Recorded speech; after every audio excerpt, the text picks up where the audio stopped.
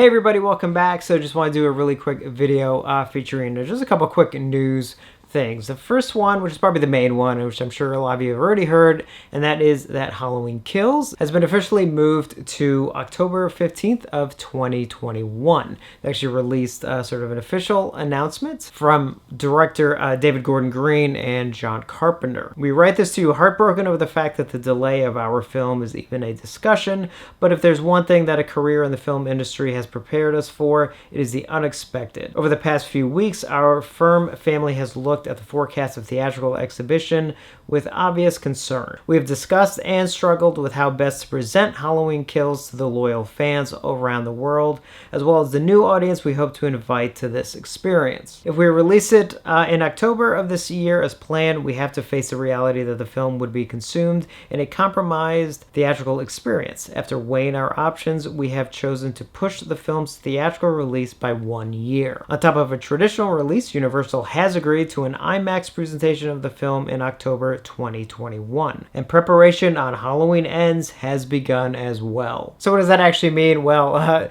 basically, they know that if they delay it until next year, they can obviously probably make a lot more money, because right now, even if things open up slightly, theaters will not be able to hold enough people to fill an auditorium and everything, which means they're only probably selling at the most maybe half tickets than they normally would. And if it goes straight to streaming, even though that could be an option, it's just with the success of the last film, they know that they just would not make as much money as if they decided to wait a year and release it theatrically then, where they could probably make a minimum of 3 times the amount, closer to what they did the first time around, maybe even more. So from a business standpoint, obviously it makes sense. So what does that mean for Halloween Ends? It probably means that they'll delay that one, I assume, until 2022 as well. But how does that affect production? Not sure. There's a couple different ways they could do it. If it were up to me, I would go ahead and still try and film that as soon as possible. Now, maybe that's not till next year, which is fine.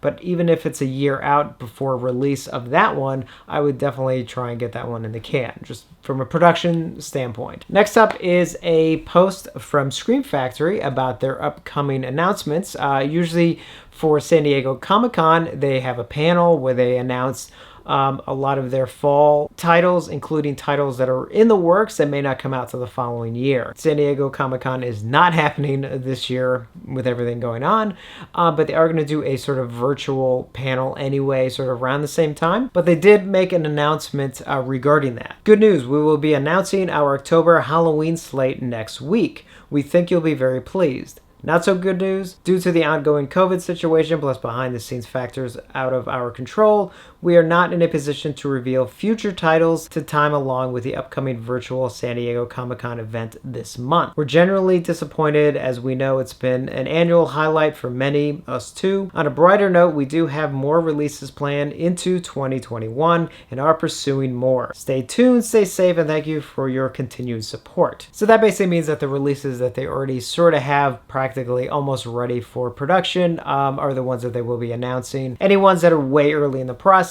they're going to hold off because they obviously can't give a release date, and some of those may also be timed, so they don't want to sort of lock themselves in contractually for a certain thing.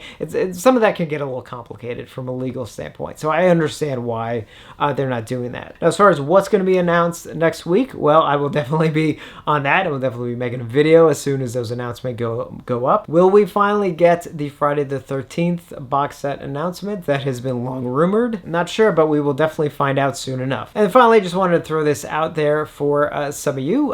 Studio Canal in the UK has announced that they are going to be releasing Bill and Ted's Excellent Adventure in 4K coming up on August 10th. But Studio Canal has the sole rights in like the UK, for example. They also did the John Carpenter 4K releases as well before. So obviously the Blu-ray that's going to be included in that is going to be Region B locked, because again, in Region A, for example, where I live, Shot Factory has the current rights, and this new 4K release that Studio Canal is putting out, I mean, obviously, if you're just looking for the 4K option, 4K releases are all regions, so no matter where you live, you can definitely play play a 4K disc as long as you have a 4K player. I love Bill and Ted's Excellent Adventure. Hopefully they get to put out Bill and Ted's Bogus Journey at some point as well. So that's definitely one I'm going to try and pick up next month. So definitely let me know your thoughts on Halloween Kills, on Bill and Ted's Excellent Adventure in 4K, and what you think might be in the Scream Factory announcement. And there's been a lot of rumors kind of going around actually for a while now. I think